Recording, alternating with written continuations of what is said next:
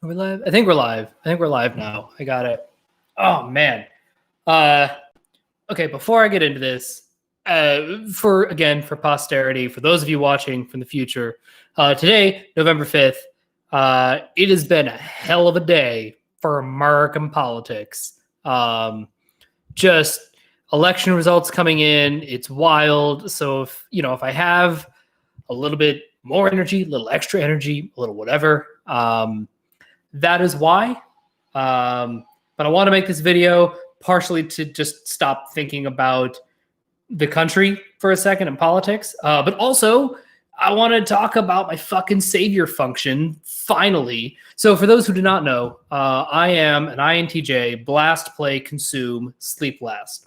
So I'm doubling up in a savior state on my TE. It's my second function, but I'm doubling up on it, and I definitely have some EJ-ishness about me. And in a lot of ways, I do consider myself FI last because I am doubling up on my last function. So I'm a glass lizardy INTJ type of dude. But today, to end the series, I want to talk about TE. You're going to hear a lot of savior preaching, and I'm super fucking pumped for it. So let's get into it. So what the hell is TE trying to do? Like, what is it actually trying to do? Why is it a useful function? And when is it a useful function? Because let me be clear, TE is not always the right tool for the job. It is not. It's, I think it's a pretty good tool in a lot of ways. It can definitely do lots and lots and lots of things very, very well. But it is not the best tool 100% of the time. But what I find so interesting about TE is that if you use TE, and I say this because this is one of the reasons that my TE is so ridiculously cranked all the time, and why it historically has been so cranked, and why it's been really difficult for me in the past to lean into my FI, is because I would say that if you're using TE, it's rarely is it the best tool for the job. Rarely is it the best tool for the job. But just as rarely is it a wrong tool for the job. Here's what I mean by that. The word that I like for TE is idiot proof. TI is where, again, archetypally, we sort of see the like, oh my God, just like this brilliant thought process and going super, super deep in the layers and the logic, and like it's super intricate and robust, and it's got all these little tiny pathways, and it's, again, fucking genius, right? TE does not give a fuck about that. It does not care about going deep, because for TE, it knows that 80% of the people are not going to be able to go that deep. They don't want to go that deep. They have no desire. Like, nothing about going deep will help them help the tribe, play with the tribe, get tribe validation, have that back and forth with the tribe, whatever it is. Going deep is not the way to do it. And TE sees that. And so TE is like, okay, my favorite analogy that Dave ever made is that TE, when TE is driving, and when TE is really the right tool for a particular job, it's like if you're making a product, you need it. If you're really trying to scale it, it has to be usable for everybody. And what he said is, he's like, I'm imagining if I'm trying to make something TE friendly that my drunk, blind grandma can use while she's texting and driving. That is where the bar is. And, again, when I think about TE and like TE standards and whatnot, my favorite phrase is the bar is on the ground. When it comes to logic, it's very least common denominator. It's like, can you hop over this very tiny hill, this very tiny bar, to see where I'm going and to see the logic? And where I think that the genius or smartness, whatever, of TE is being able to explain things in a way that actually is understandable to a lot of people. One of my biggest struggles in life, in a lot of ways, is having spent time in the gaming community, the nerd community. It's a very TI and also an NE, kind of space. And incidentally, so one of my absolute best friends, probably my best male friend, his name is Miles. And so he is a lead TI. Fucking love this guy. And obviously we're friends because we're very similar in a lot of ways. He has a lot of, he's like double masculine, but also has the NI and the Savior NT. And like, it's great. We get along. Like, we're both NT, ST dudes with feminine NI and masculine SE. So like, we get along gangbusters all the time. But when you watch the two of us go back and forth, our conversations are very, very different because he's trying to go as deep as possible. So there's, as I've talked about before on this channel, there's a game called Hades. It's fucking great. And basically you're just running through this dungeon trying to, you're dying all the time and you get power-ups and items and there's random and it's very, very strategic in a lot of ways. And so we were talking and he's like, I want to create a tier list. I want to go I want to rank everything and put together all the logic and figure out like what the best combination of this and that and boop and bop are. And I'm just like, listen, man, I'm just trying to what works for the most people? Okay, great. Let me start with that. And then if that doesn't work, if what doesn't work for most people doesn't work for me, I'm totally cool with it.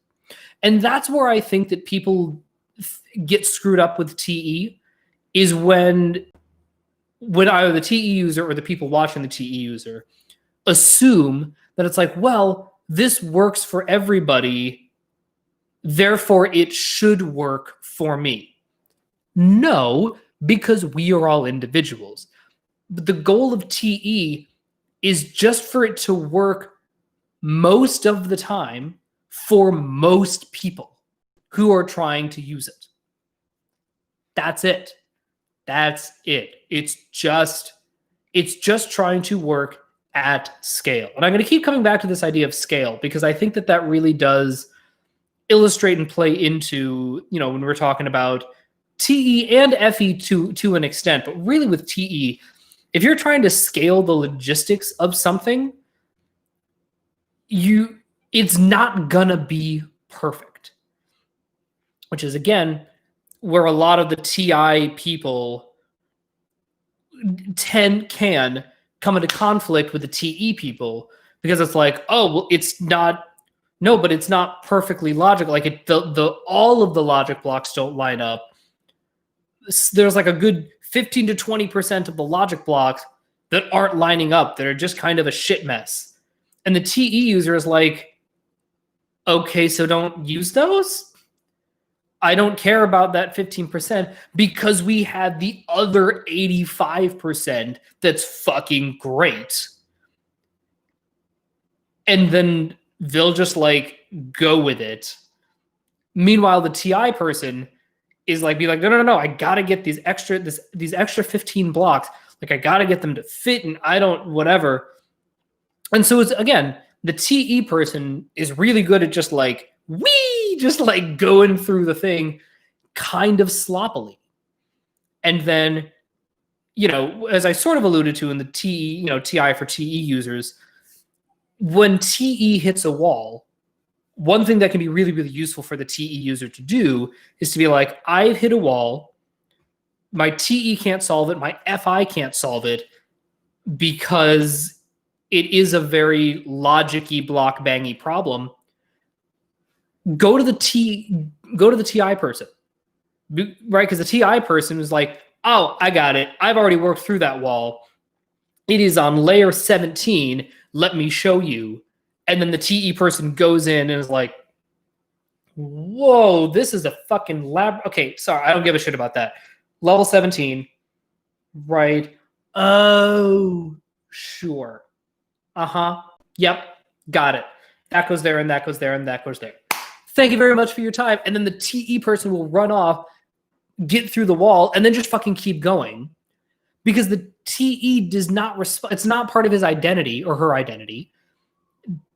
It's extroverted. It's out there. We're just looking for the best idea that exists in the moment at any given time. That's it. If a better idea comes along, hooray! We will happily use the better idea. We have no personal stake in it. One of my favorite humans, who I don't get to talk to as often as I want to. So she is an INFJ, blast, sleep, consume, play last. And my God, do I love talking to her about logic. I love it so fucking much because we're approaching problems from like sort of different angles, but we're also like, no, it's all T. It's all T. And again, because we've, gotten closer over the years and this and that, we are able to like, sort of let each other into our relative identities. And I know how to not be a dick about it and whatever. Just like normal human friendship stuff. But like her logic is incredible. And as a TE user, I value it enormously. And I like to think, and again, I don't know necessarily, but I know that certainly for a handful of my TI friends, where they can get stuck is when they're so all in on perfecting their idea in a TI sort of like no. This I'm 97% there. I just need this extra 3% to like fit, and I don't know how this block fits with this block, but I have to use both of them.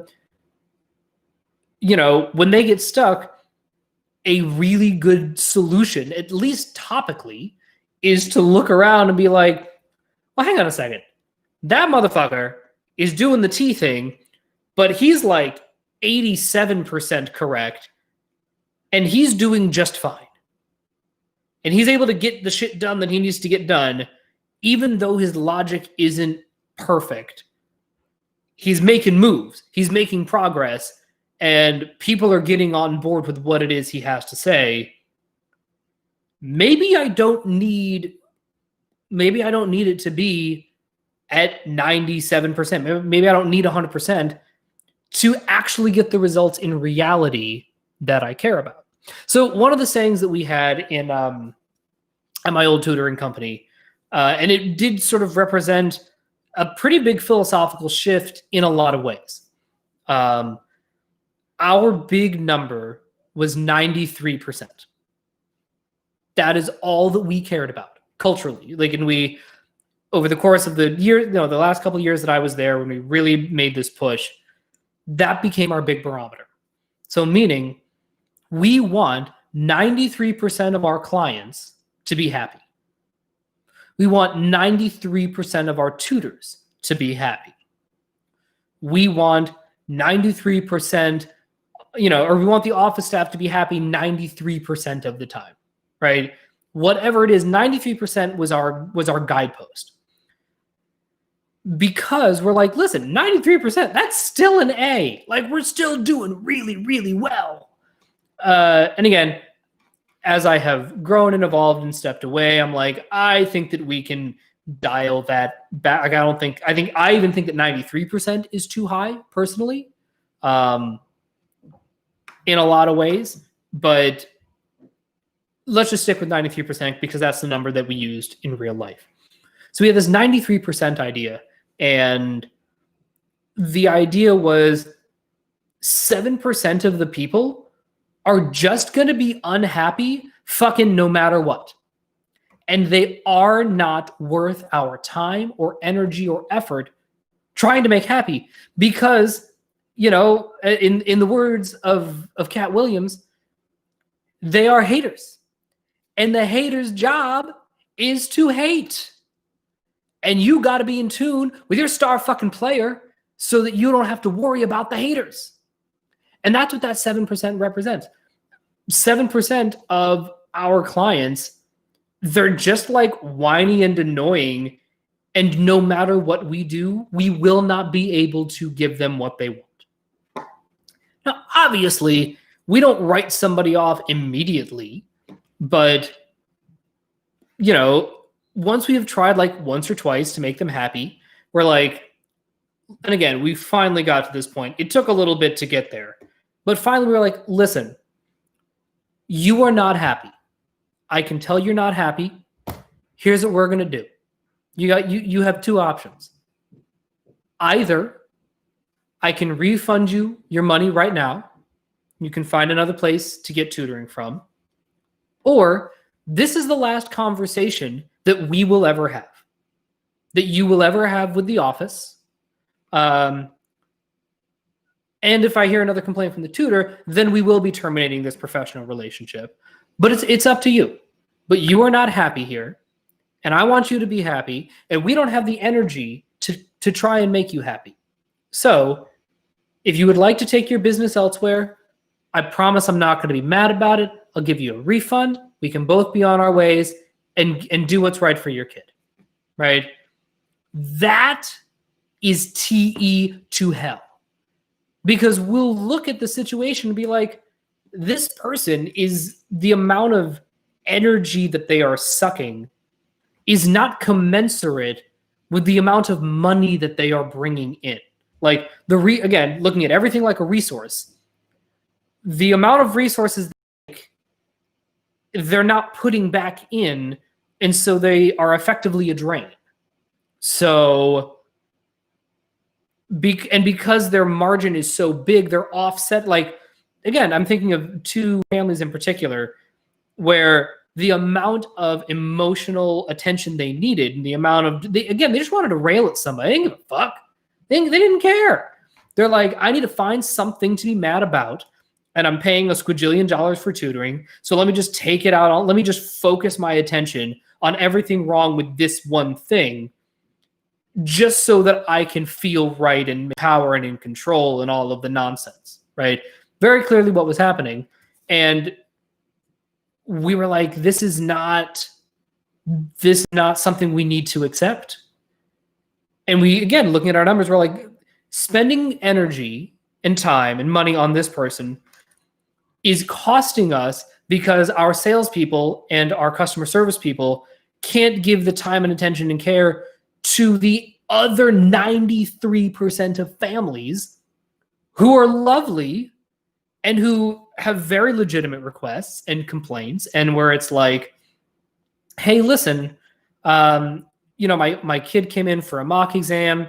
It was, it didn't go very well. I think the proctor was late and this and that. And look, I'm not trying to be an asshole, but her test is coming up in a couple of weeks. And I just want to make sure that she has the best real testing experience she can, before she takes it for real. Somebody like that, we're like, oh my God, I am so sorry. First and foremost, let me look into the proctor situation. I haven't heard anything about it, but that doesn't mean that it didn't happen. So let me go and check. Let me investigate that. In the meantime, here's what I want to do. When is a good time for your kid to come into the office? I will personally proctor this test because we have office space. They can take it. I have a timer by my desk. I can make sure that she gets taken care of. Let me know what works for you. Right? Right. So what TE is doing is it's looking at that category of problem and saying, okay, you know what? This is a solvable problem. The person is not being a dick about it. And the amount of effort that it takes to make them happy and retain them as a customer is well worth it. So that's where it's going to go. But this other 7%, like, I don't give a fuck. I don't give a fuck. And even, that's a more human example. But to use just like a purely financial example, if you have an employee who is, let's say you have an employee, she works in billing and she's reasonably unhappy. I think right. What a good I think boss or manager would do is they would say, you know, hey Danielle, can you come into the office? You know, when's a good time? Are you free this afternoon? You know, and then you go in your office and say, hey, so, you know, I've been hearing some whispers. I get the sense that that there's some stuff going on. I just want to open up the conversation, let you know that you can talk to me, you know, about whatever issues are bothering you. Let's see if we can try to come to some sort of agreement, right? And then ideally, Danielle would be like, listen, I'm really embarrassed. I didn't want to make a big deal, but like, just this project that I'm working on, it's just really frustrating, and I've been trying to work through it. I didn't want to bother you with it, but it's kicking my ass, and I don't really know what to do. And I'm sorry that, you know, my energy's been off. I'm taking it out on other people. You know, here's what I need. I just need help doing X, Y, and Z. And then I, as the boss, be like, thank you so much for coming to me. No worries at all. I value you as a person. Let's see if there's a solution that we can, you know, mutually come to. All right. So if you need X, Y, and Z help, all right, I can't do X. X is that's not within my purview. It's not in the budget. But for Y and Z, here's what I can do. If you can stick it out for another 2 days, just don't worry about it. I'll let the other people know that it's going to be a little bit delayed. Let me handle that. 2 days, I can take this other person's project will be done. I can put them on your project. You can just sort of start siphoning work to them, and maybe that'll ease up your burden a little bit.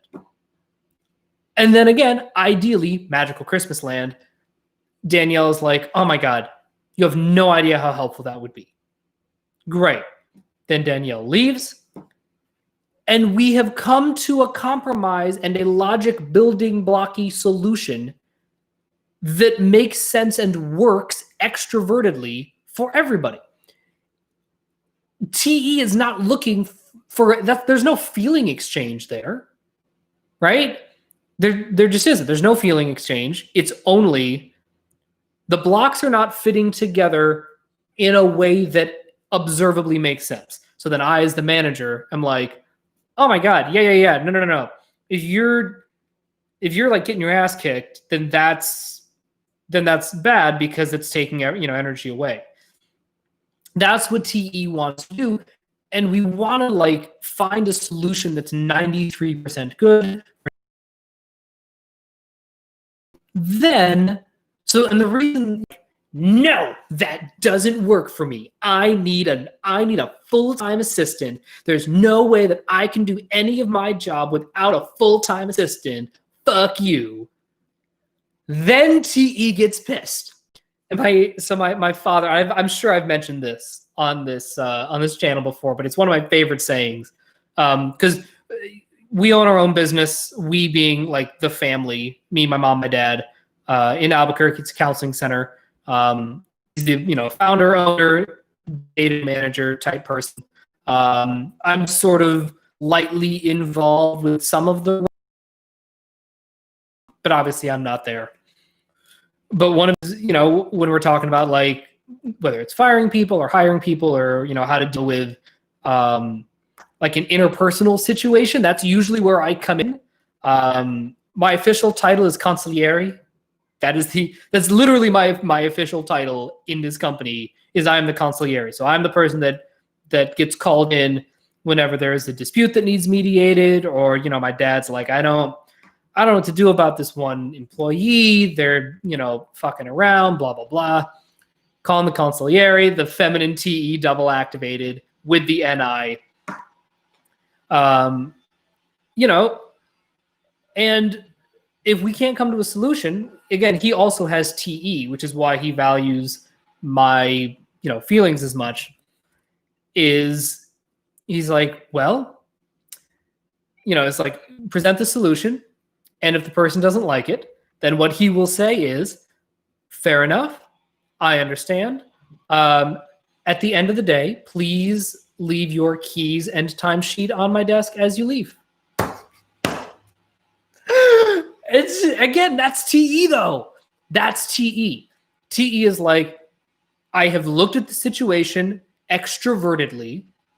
I don't want to say objectively, because obviously there's going to be subjective bias in everything because humans. But like I've looked at the situation extrovertedly. I've looked at the spectrum of ideas, on the surface, here are the 17 ideas that are in play. This one seems to work the best without getting too deep into it. This one seems to work the best for you, for me. This one feels reasonable. This is what I am presenting to you.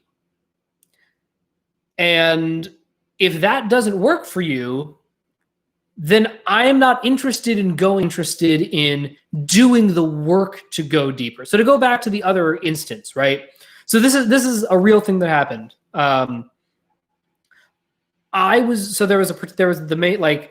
were two salespeople, one who did the first half of the call, and then because it was a 2-part sales process, there was like first part, second part. Again, dumb. The whole system was messed up because the person doing the second part of the sale was actually doing more of the sales work, but wasn't getting any commission bonus. Very dumb. Not the point. The person doing the person doing sales and the service component, right? The customer service, talking to parents, facilitating things. She was just slammed with work all the time. She just was never able to dig herself out of a hole. She would stay late some days. She would do stuff on, and we're like, no, we don't want you to do that. Just, but we do want you to try to get cut. We don't want you to always constantly be in a hole. That's not great or fun. So what can we do? And my solution, what I tried to propose and what the salesperson but ultimately it just wasn't in the budget, was I was like, can we get a 20-hour-a-week part-time person who she can just filter and siphon off emails to when they're dumb routine shit? When it's just like, hey, can you sign this kid up for a practice test? Hey, can you connect this tutor to this, to this family? Just like the very rote, mundane, sort of very automated type stuff.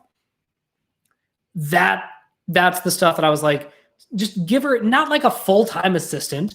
This is not like a big salaried healthcare position. This is 24-year-old musical theater girl who just wants to make a couple hundred extra dollars a week, sitting on her phone and sending emails. That's all she has to do. That's all we need. It's not like a big fucking thing. But again, my idea was shut down because that was not in the budget. So they say, I disagree, whatever, not the point. But so let's say in this, right? So that's the context. So now in Fantasyland, pretend, I see Danielle, she comes in. I'm like, Danielle, what's going on? You seem really stressed. You're taking that on other people. And it's just like, you seem like you're not well. And I want to help you be well because we share office space and I feel responsible, to you in that. And then she's like, I'm just slammed all the time. Honestly, I just need a full-time assistant. I just need a full-time assistant to just take care of dumb shit all the time. And then me as the manager, I would be like, you know what? I can't do that. We don't have the money for another salaried position. We're still in sort of startup mode. We're trying to dig ourselves out of this other hole. We don't have the money for a full-time assistant. Maybe could I get another tutor to help you do something like that? Whatever. That's the right. TE does not want to go deeper than that. It's like, well, that idea is stupid. Here's a simpler idea that I haven't really thought through fully, but yeah, you know what? That works. Fine. TE is fine generally if the other person is like, okay, I get that it can't be a full-time position. How about this?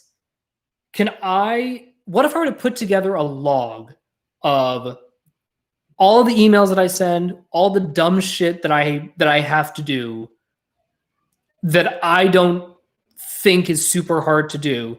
Let me put together a log. I'll send it to you, and then you can decide how many resources you can allocate. Maybe it isn't a full-time position. Maybe it's a part-time position. TE is totally cool with that because it's not us having to go deep. It's not that TE doesn't appreciate depth. Holy hell, do we appreciate depth in a very small doses, right? And if we actually need to go deep, we don't want to be the ones to do it, but we're not stupid. Like, we recognize that there are times when depth is necessary, but boy, TE does not want to be the one to do it. So what the hell does any of this have to do with being a TI user? One of the biggest ways that TI gets its ass kicked is it's very similar to how FI can get its ass kicked, except with logic rather than emotions. So FI can get stuck. Savior FI, especially lead FI, holy hell with the fucking IPs, they can get totally consumed with their own emotional state and attach that to their, and they're like, my identity is my emotions. And it's, the two are linked, and I am nothing if I am not my emotional state. And they don't know how to break out of that. And they need the TE of like, listen, you just need to pound the pavement. You just need to block bang against the heads of everybody else. And it's not going to be this perfect thing of yours, but it's going to work. It's going to be 80% what you want, and it's going to work like crazy for the tribe. You just have to make some identity level sacrifices. TI can have a very similar problem. So I'm trying to think of like really good examples. The only one that's really coming to mind, if any of you have Netflix and if you've watched / played Bandersnatch, it's the Black Mirror Choose Your Own Adventure. The main guy in there, he's sort of like this INTP archetype guy, sort of like a consume, sleep, blast, zero blast, zero tribe, anything. And his whole thing is he's like, I have this brilliant, super nuanced, logically idea for how to make this perfect game. And in several of the endings, he gets his ass kicked because he just doesn't fucking finish the game. Because he's like, all right, we have four different endings of this choose your own adventure video game. I want to make a fifth. Because it's not perfect enough. And then the company is like, no, don't do that. Your game is great. It's going to make everybody a lot of money. That's what we're fucking doing here. We're a game studio. We make video games. Make the video game. It's fine. He's like, no. I can make it better.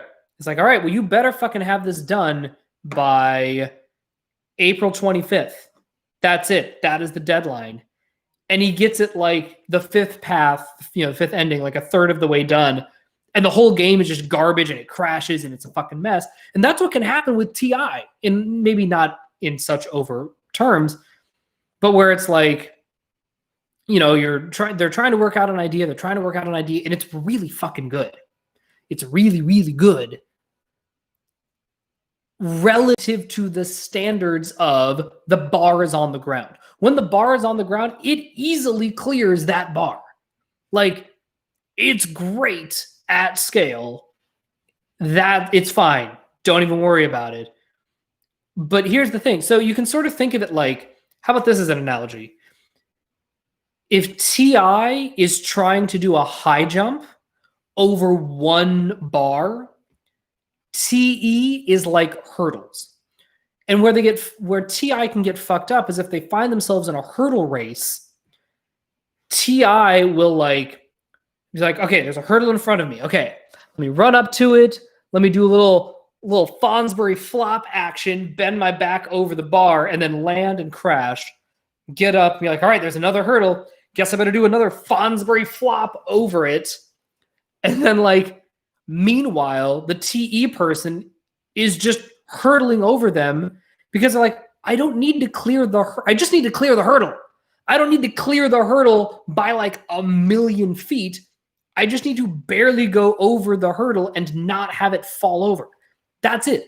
That's the only goal. And that's where I think that TI and TE can really learn from each other, is where, as I sort of alluded to in the TI for TE users video, but I'll say it again here because I think that this analogy works better. And also true for FE versus FI, like all the introverted and extroverted functions, I think sort of can map onto this, right? Or it's like where TE can learn from TI is TE just wants to go hurdle, hurdle, hurdle, hurdle, hurdle, hurdle, and get through the 100-meter dash as fast as possible. And when they see something that's like a super high bar, that's not a hurdle-sized bar to clear, they're like, well, fuck, I can't do that. All right, well, I guess I'm done with this one. Let me find another set of hurdles that I can run through. As opposed to going, you know what? If I stopped, didn't treat the high bar like a hurdle, and just did it like a high jump, got over it, I can go back to hurdling because they're both part of the same track and field competition. It's all thinking. So let me just look at the situation as it is, right? And where the TI users can learn from the TE users is if they see this row of hurdles, looking at that and being like, I don't have to high jump over every hurdle. And I certainly don't need to jump as high as possible over every hurdle. I just need to clear the hurdle. And, I think my next video that I have to do now that I say this, it just has to be about this, because that to me is the difference between all of the introverted functions and all of the extroverted functions. It's just hurdles versus high jumps. The extroverted functions are running hurdles. The introverted functions are doing high jump. And balance comes not only from strengthening both of those, right? Being able to do hurdles and being able to do high jumps, both hugely useful. But where real mastery and alphaness, whatever you want to call it, comes is when it's like, oh, right, I can see, again, now using your N and your S, being like, all right, so I got these 5 hurdles in a row. Let me just run through these hurdles. And then there's a high jump there. So I can't treat the high jump like a hurdle. I have to get through the hurdles, look at the high jump, do the high jump,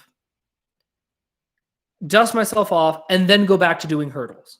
Or if it's like, okay, there's 6 high jumps in a row, I'm not going to treat them like hurdles. I'm going to treat them like the high jump they are. And if you notice, again, just to spoiler alert, if you watch somebody do a high jump, they jump over the thing. Sometimes they don't clear the bar and they have to run at it again. Cool. They're not disqualified. They get 3 tries at it. It's not like hurdles where if you nick one of the hurdles, then you're out, right? But you're like, all right, I missed it that time. Let me take another run at it, right? And you're overtime, you're practicing and you have time to rest between your runs. You fall on the mat and, right, it's not a speed event. And so treating hurdles like that is really, really inefficient and doesn't get you the time that you're looking for. But again, on the flip side, where TE users can screw it up is like, all right, I just need to make 3 runs as fast as possible so I can move on to the next event. It's like, no, there's no time limit. Like, size it up, see how high it is, and be like, okay, clearing that would be a personal record by like 1.5 inches. Maybe I can do it, but I'm not beating myself up over it, whether if I do or I don't. But let me at the very least not treat it like a hurdle where I'm trying to just get through my 3 runs as quickly as possible. Let me take the time, actually take a real run at the thing and try to clear the bar, and then give myself the time to recover. So that's all I got for today. My encouragement to the TI users is to, if you see a row of hurdles, treat them as hurdles. They're not you're a kick-ass high jumper. You're a fucking baller at high jump, but not every event is high jump. Sometimes you just have 17 hurdles in a row that you just need to get through kind of as quickly as possible because the bar is so low. You can just run through them one at a time and you're fine. And it's like not a big deal. But so if you see a row of, hurdles like that and you're like, the bar is pretty low, don't raise the bar just so that you can do your high jump thing. Treat the hurdle like a hurdle. Hurdle over it, move on to the next one, go through however many of those there are, and then you can get back to doing your high jump because, that's your savior, that's what you want to do. But sometimes moving forward requires like learning how to just gun through logic puzzle things, even though they're at a more superficial level. Doing that temporarily can actually get you a lot of movement where you otherwise might not be able to. All right, that's all I got for today. Thank you so much for hanging out with me. Next time we're talking about hurdles and high jumps. Don't let me forget, because this analogy I think is fucking real. I will talk to you guys later. Bye.